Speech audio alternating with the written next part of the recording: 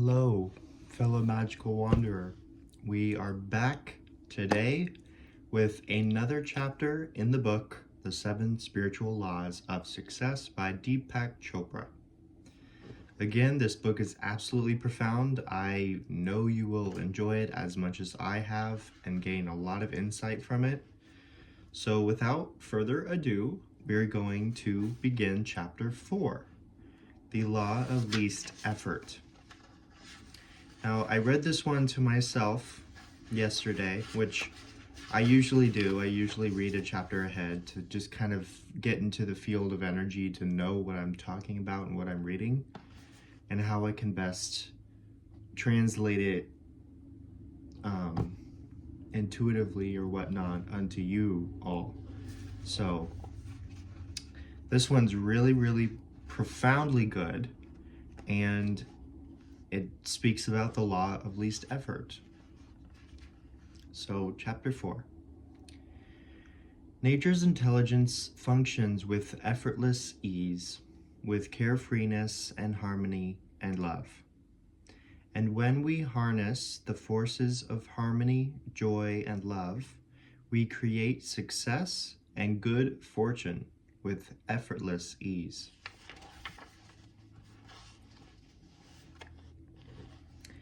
An integral being knows without going, sees without looking, and accomplishes without doing. Lao Tzu. The fourth spiritual law of success is the law of least effort. This law is based on the fact that nature's intelligence functions with effortless ease and abandoned carefreeness. This is the principle of least action, of no resistance.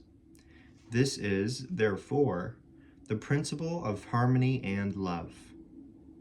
When we learn this lesson from nature, we easily fulfill our desires. If you observe nature at work, you will see that least effort is expended. Grass doesn't try to grow, it just grows. Fish don't try to swim, they just swim. Flowers don't try to bloom, they bloom. Birds don't try to fly, they fly. This is their intrinsic nature. The earth doesn't try to spin on its own axes. It is the nature of the earth to spin with dizzying speed and to hurtle through space. It is the nature of babies to be in bliss. It is the nature of the sun to shine. It is the nature of the stars to glitter and sparkle. And it is human nature to make our dreams manifest into physical form, easily and effortlessly. In Vedic science, the age-old philosophy of India, this principle is known as the principle of economy of effort, or do less and accomplish more. Ultimately, you come to the state where you do nothing and accomplish everything. This means that there is just a faint idea, and then the manifestation of the idea comes about effortlessly. What is commonly called a miracle is actually an expression of the law of least effort. Nature's intelligence functions effortlessly, frictionlessly, spontaneously. It is non-linear, it is intuitive, holistic, and nourishing. And when you are in harmony with nature, when you are established in the knowledge of your true self, you can make use of the law of least effort. Least effort is expended when your actions are motivated by love, because nature is held together by the energy of love. When you seek power and control over other people, you waste energy. When you seek money or power for the sake of the ego, you spend energy chasing the illusion of happiness instead of enjoying happiness in the moment. When you seek money for personal gain only, you cut off the flow of energy to yourself and interfere with the expression of nature's intelligence. But when your actions are motivated by love, there is no waste of energy. When your actions are motivated by love, your energy multiplies and accumulates. The surplus energy you gather and enjoy can be channeled to create anything that you want, including unlimited wealth. You can think of your physical body as a device for controlling energy. It can generate, store, and expend energy. If you know how to generate, store, and expend energy in an efficient way, then you can create any amount of wealth. Attention to the ego consumes the greatest amount of energy. When your internal reference point is the ego, when you seek power and control over other people or seek approval from others, you spend energy in a wasteful way. Excuse me, I'm having like little bubbles come up. I just had a bowl of fruit. And I think it's the acid.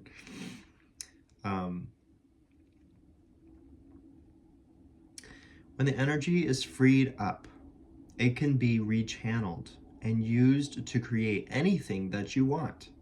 When your internal reference point is your spirit, when you are immune to criticism and unfearful of any challenge, you can harness the power of love and use energy creatively for the experience of affluence and evolution. In The Art of Dreaming, Don Juan tells Carlos Castaneda, most of our energy goes into upholding our importance. If we were capable of losing some of that importance, two extraordinary things would happen to us. One, we would free our energy from trying to maintain the illusory idea of our grandeur. And two, we would provide ourselves with enough energy to catch a glimpse of the actual grandeur of the universe. There are three components to the law of least effort.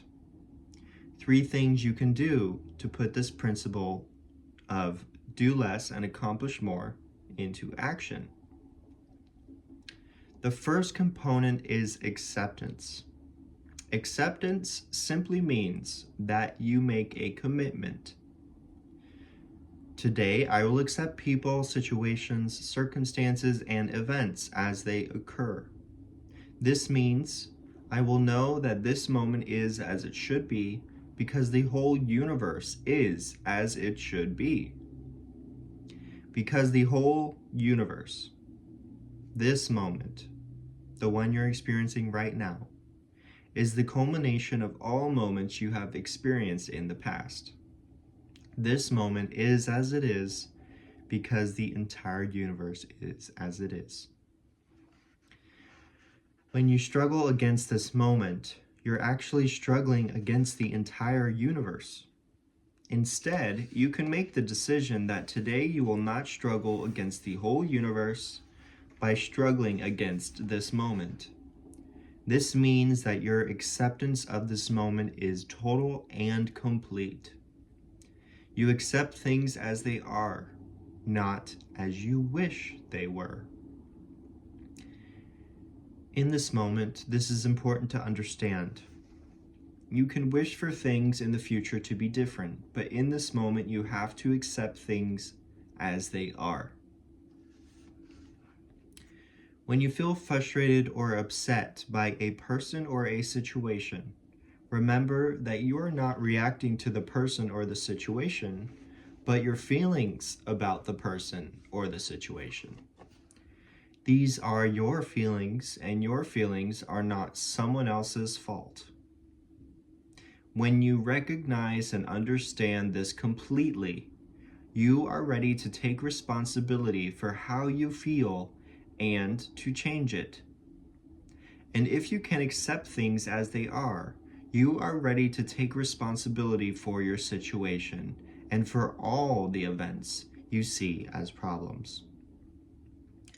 This leads us to the second component of the law of least effort, responsibility. What does responsibility mean? Responsibility means not blaming anyone or anything for your situation, including yourself. And that's actually read here in this book.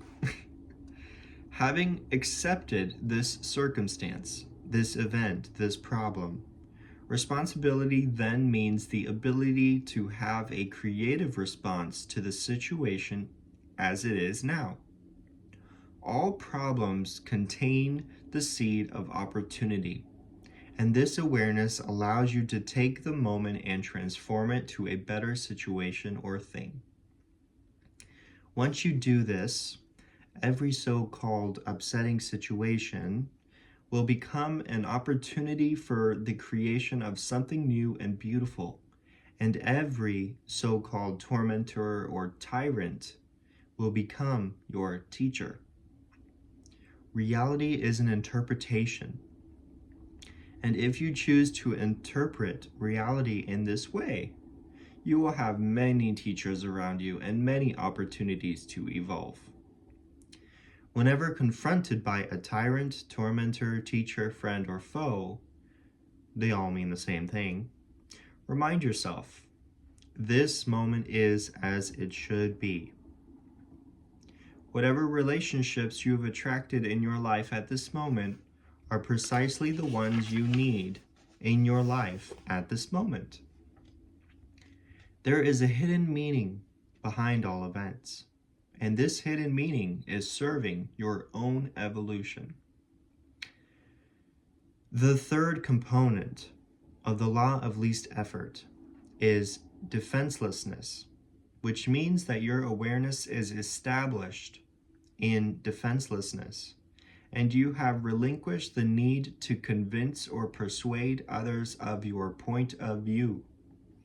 If you observe people around you, you'll see that they spend 99% of their time defending their points of view. If you just relinquish the need to defend your point of view, you will, in that relinquishment, gain access to enormous amounts of energy that have been previously wasted. When you become defensive, blame others, and do not accept and surrender to the moment, your life meets resistance. Anytime you encounter resistance, recognize that if you force the situation, the resistance will only increase. You don't want to stand rigid like a tall oak that cracks and collapses in a storm. Instead, you want to be flexible like a reed that bends with the storm and survives. Completely desist from defending your point of view. When you have no point to defend, you do not allow the birth of an argument. If you do this consistently, if you stop fighting and resisting, you will fully experience the present, which is a gift. Someone once told me, the past is history, the future is a mystery, and this moment is a gift. That is why this moment is called the present. If you embrace the present and become one with it and merge with it, you will experience a fire, a glow, a sparkle of ecstasy, throbbing in every living sentient being. As you begin to experience this exaltation of spirit in everything that is alive, as you become intimate with it, joy will be born within you, and you will drop the terrible burdens and encumbrances of defensiveness, resentment, and hurtfulness. Only then will you become lighthearted, joyous, and free. In this joyful, simple freedom, you will know without any doubt in your heart that what you want is available to you whenever you want it, because your want will be from the level of happiness, not from the level of anxiety or fear. You do not need to justify. Simply declare your intent to yourself, and you will experience fulfillment, delight, joy, freedom, and autonomy in every moment of your life. Make a commitment to follow the path of no resistance. This is the path through which nature's intelligence unfolds spontaneously, without friction or effort. When you have the exquisite combination of acceptance, responsibility, and defenselessness, you will experience life flowing with effortless ease. When you remain open to all points of view, not rigidly attached to only one, your dreams and desires will flow with nature's desires. Then you can release your intentions without attachment and just wait for the appropriate season for your desires to blossom into reality. You can be sure that when the season is right, your desires will manifest. This is the law of least effort. I will read the last segment, how we can best apply the laws of least effort. And it speaks in self-affirmation, so feel free to repeat to yourself silently or out loud as I read. I will put the law of least effort into effect by making a commitment to take the following steps.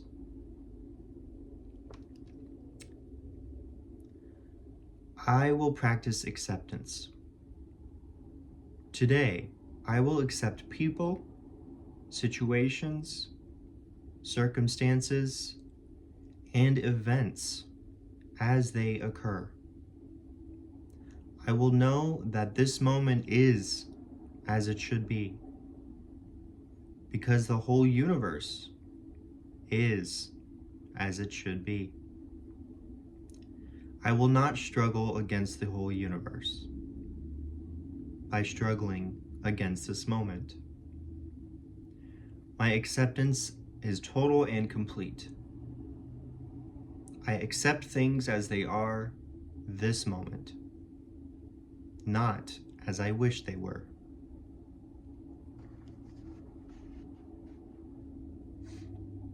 Having accepted things as they are, I will take responsibility for my situation and for all those events I see as problems. I know that taking responsibility means not blaming anyone or anything for my situation. And this includes myself. I also know that every problem is an opportunity in disguise. And this alertness to opportunities allows me to take this moment and transform it into a greater benefit. And lastly, today my awareness will remain established in defenselessness. I will relinquish the need to defend my point of view. I will feel no need to convince or persuade others to accept my point of view. I will remain open to all points of view and not be rigidly attached to any one of them.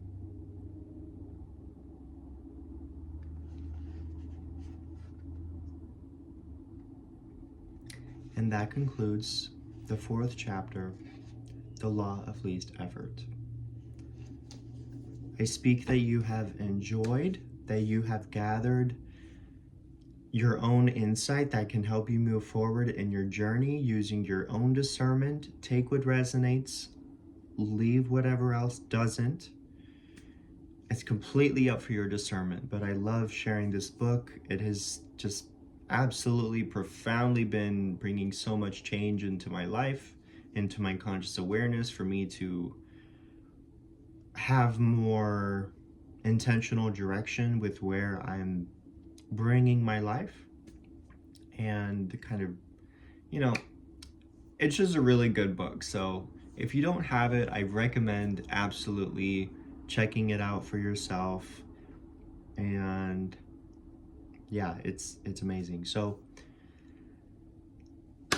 again, I speak you gathered your insight, and stay tuned for chapter 5 in the book in the next couple of days. Tomorrow will be a channeled card reading, so stay tuned for that. And without further ado, I love you and namaste. Thank you for tuning in.